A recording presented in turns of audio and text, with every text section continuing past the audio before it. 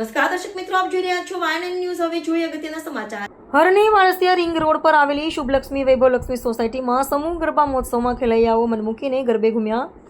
વડોદરા કલાનગરીના ગરબા વિશ્વ ફલક પર વિશ્વવિખ્યાત છે. પછી મોટા ગ્રાઉન્ડમાં થતા હોય કે શેરી કે સોસાયટીમાં ગરબા, વડોદરાના જ આવા જ ગરબા વર્ષોથી હરણી વાળસિયા રિંગ રોડ પર આવેલી શુભલક્ષ્મી શ્રી અને વૈભવલક્ષ્મી સોસાયટીના સમૂહ ગરબા મહોત્સવમાં સિનિયર સિટીઝન મહિલાઓ તેમના બાળકો સાથે મન મૂકી ગરબે રમે છે.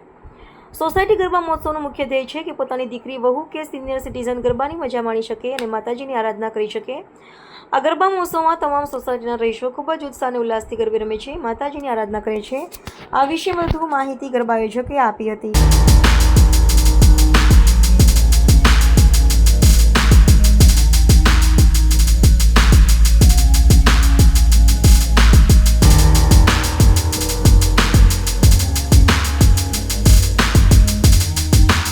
છેલ્લા 12-13 વર્ષથી ગરબા અમારા થઈ રહ્યા છે. અમારે Harni Warasiya ring road Shubhlakshmi society, Shri society તથા વૈભવલક્ષ્મી તથા મહાલક્ષ્મી આટલી સોસાયટી અમે ભેગા થઈને સમૂહ ગરબા દર વર્ષે કરીએ છીએ.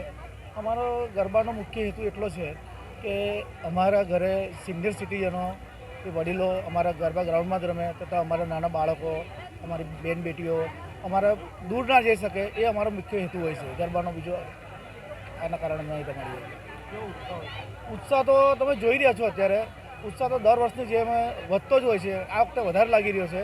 ક્રાઉડ બી જોઈ શકો છો તમે. લગભગ 500 માણસો તો અમારે એમ થઈ જ જાય છે અહીંયા આગળ.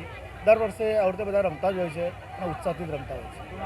મારું નામ શુભલક્ષ્મી સોસાયટી પ્રમુખ વાસુભાઈ. અમે ઘણા વર્ષોથી અહીંયા ગરબા રમીએ છીએ.